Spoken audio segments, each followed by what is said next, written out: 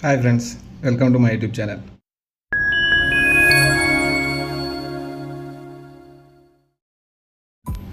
Title చూసి మహాభారతం గురించి review ఏంటి అనుకుంటున్నారా? అలాంటిదే. ఎందుకంటే మనం ఏదైనా ఒక ప్రోడక్ట్ తీసుకోవాలనుకున్నా, ఒక బుక్ చదవాలనుకున్నా, ఒక సినిమా చూడాలనుకున్నా దాని గురించి ముందు తెలుసుకుంటాం. ఎందుకంటే మన టైం వేస్ట్ చేయకూడదు.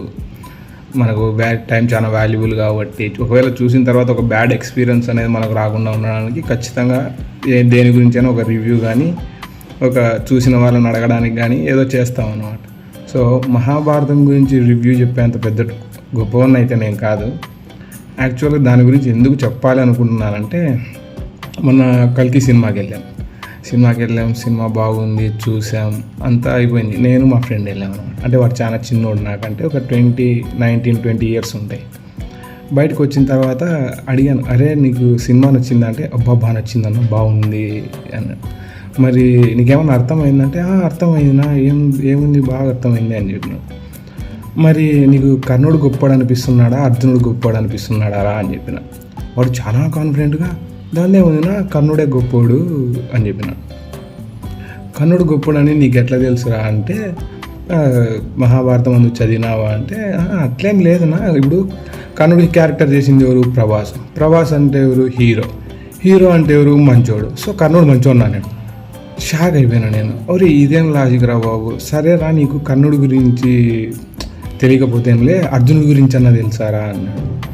అర్జునుడి గురించి ఏమన్నా తెలుసు అన్నాడు. ఏం తెలుసురా అంటే, అర్జునుడు కర్ణుడితో యుద్ధం చేసిన అన్న, యుద్ధంలో ఆపోజిట్లో మహాభారతంలో వాళ్ళు పాండవులలో ఒకడు, ఆయన బాణాలు వేస్తాడు, ఆయన కూడా మంచి యుద్ధ వీరుడే అన్నాడు.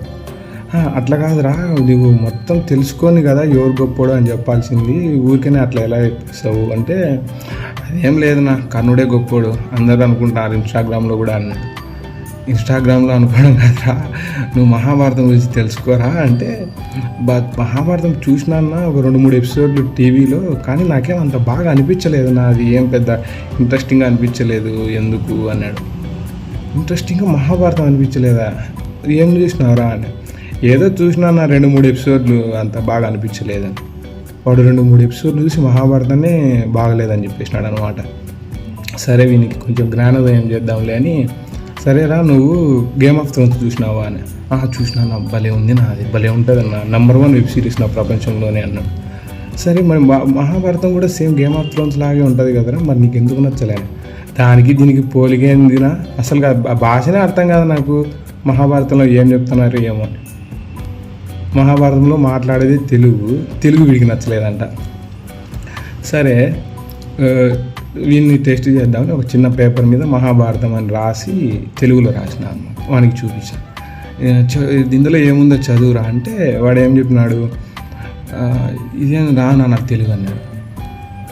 ఊరే నీకు తెలుగు రాకపోవడం ఏందిరా అంటే చిన్నప్పటి నుంచి నేను ఇంగ్లీష్ మీడియంలో మాట్లాడేది అంతేగాని చదవడం రాయడం రాదమ్మా.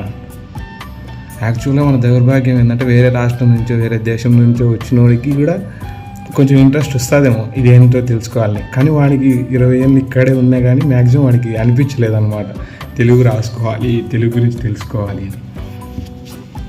సరే నాకు అర్థమైంది, అదే ఎదవా మహాభారతం అనేది 2 ఎపిసోడ్లు 3 ఎపిసోడ్లు చూసి అర్థం చేసుకునేది కాదు, నువ్వు అనుకునే గేమ్ ఆఫ్ థ్రోన్స్ కంటే అది చాలా బాగుంటుంది. సరే నీకు గేమ్ ఆఫ్ థ్రోన్స్లో బాగా నచ్చింది ఏంటంటే, గేమ్ ఆఫ్ థ్రోన్స్లో ఒక్కొక్క క్యారెక్టర్కు ఒక్కొక్క షేడ్ ఉంటుందన్నా, దాని రాజకీయాలు కానీ, యుద్ధాలు కానీ, మధ్యలో సన్నివేశాలు కానీ, అప్పుడప్పుడు కుట్రలు కానీ అన్నీ భలే ఉంటాయని అన్నాడు. మరి మహాభారతం కూడా అట్నే ఉంటుందిరా, నీకు ఎందుకు అది అర్థం కాలే అని. ఏమన్నా అది అర్థం కాలే, మరి నువ్వేమన్నా చెప్పు దాని గురించి అని చెప్పి. సరేలే అని తర్వాత వాడిని క్వశ్చన్ అడిగా, అరే కర్ణుడు అర్జునుడు యుద్ధం చేసుకున్నారు కదరా, వాళ్ళిద్దరు ఎవరో తెలుసా అని. అవునా, కర్ణుడు కౌరవుల వైపు చేసినాడు యుద్ధము, అర్జునుడు పాండవుల వైపు చేసినాడు. పాండవులు ధర్మం వైపు చేసినారు కాబట్టి వాళ్ళు గెలిచినారు, కానీ కర్ణుడికి శాపాలు ఎక్కువ వల్ల తెచ్చుకున్నాను, లేకపోతే కర్ణుడే గొప్ప ఉన్నా. ఇవి మాటకు ముందోసారి కర్ణుడి గొప్పడు, మాటకు తర్వాత గొప్పడు, ఎందుకంటే ప్రభాస్ ఫ్యాన్ వాడు. సరేలేరా గొప్పడే, కానీ వాళ్ళిద్దరూ అన్నదమ్ములని నీకు తెలుసా అని. అవునా, అన్నదమ్ములకే కదా, కౌరవులు పాండవులు చిన్నాన పెదనాన్న బిడ్డలు కదా, అందుకే వాళ్ళు రాజ్యం కోసం యుద్ధం చేసినారు. చిన్నాన పెదనాన్న బిడ్డలు అంటే కర్ణుడు కౌరవులలో పుట్టలేరా, కర్ణుడు కూడా పాండవులు పుట్టిన తల్లికే పుట్టి సొంత ఒక తల్లి అన్నదమ్ములు, ఒక తల్లి బిడ్డలే అన్నదమ్ములు వాళ్ళు అని చెప్పిన. బా ఇదేంది నా ట్విస్ట్, వీళ్ళే సొంత అన్ననే అటువైపు యుద్ధం చేసినాడా, ఎందుకు నా అట్లా అని. మహాభారతం అంతేరా, అంత గొప్పది. ఏ క్యారెక్టరు ఊరికేనే ఉండదు. ప్రతి క్యారెక్టర్కు ఒక బ్యాక్ స్టోరీ ఉంటుంది. ప్రతి క్యారెక్టరు ఒక ధర్మాన్ని పాటించి నడుస్తూ ఉంటుంది. ప్రతి క్యారెక్టర్కు ఒక గుణం ఉంటుంది. నువ్వు అనుకున్న గేమ్ ఆఫ్ థ్రోన్స్లో కంటే 1000 రెట్లు రాజకీయాలు ఉంటాయి, నువ్వు అనుకున్న గేమ్ ఆఫ్ థ్రోన్స్ కంటే 1000 రెట్లు కుట్రలు ఉంటాయి అని చెప్పినాను. మరి నాకు అర్థమయ్యేట్టుగా చెప్పాలంటే కష్టమేనా, అది ఏందో నాకు పెద్ద ఇంట్రెస్ట్ రాదు నా అనేది. ఇంట్రెస్టింగ్గా చెప్పుకోవడానికి అది నువ్వు నేను రాసిన పుస్తకం కాదురా, లేదంటే తెలుగులోనో ఇంగ్లీష్లోనో వచ్చిన సినిమా కాదు. వ్యాసుడని గొప్ప ముని రాసినాడు. అది కూడా ఆయన చెప్పింటే వినాయకమయ స్వామి 3 సంవత్సరాలు రాసినారా. అది దాని గురించి నువ్వు నేను ఒకవేళ నువ్వు యూట్యూబ్లో చూసినా టీవీలో చూసినా ఇదంతా చాలా తక్కువ అవుతుంది. వ్యాసుడు అనే ఆయన మహాభారతం రాసి ఉంటాడు, మహాభారతంలో కూడా ఉంటాడు. ఆయనే వీళ్ళందరికీ తాతలాంటోడు.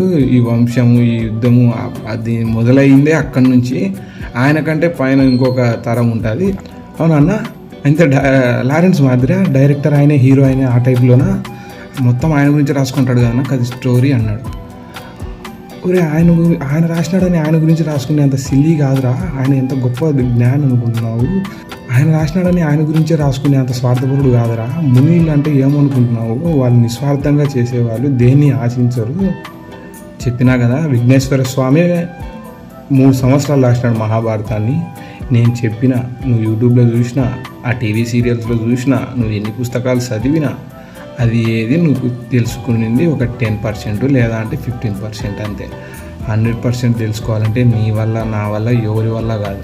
ఎందుకంటే ప్రతి పాత్రకి ఒక గుణం ఉంటుంది, ప్రతి పాత్రకి ఒక ధర్మం ఫాలో అవుతుంది, ప్రతి పాత్ర ఒక రాజకీయం చేస్తుంది, ప్రతి పాత్రకు ఒక బ్యాక్ స్టోరీ ఉంటుంది. అంటే ముందు జన్మలో ఉండడం వల్ల ఈ జన్మలో వాళ్ళ కర్మకు బాధ్యులవుతారు అన్నమాట.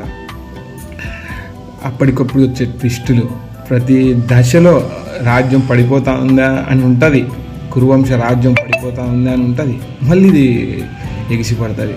అంత బాగుంటుంది. చెప్పే కొద్దీ నాకు చెప్పాలనిపిస్తుంది, కానీ వినే కొద్దీ నీకు వినాలనిపించాలి. అంత బాగుంటుంది మహాభారతం. నువ్వు ఒకసారి స్టార్ట్ చేయి. దీని గురించి ఇంకో వీడియోలో మళ్ళీ ఇంకా బాగా తెలుసుకుందాం. అంతవరకు సెలవు. ఈ వీడియోని లైక్ చేసి, కామెంట్ చేసి, సబ్స్క్రైబ్ చేయండి ప్లీజ్.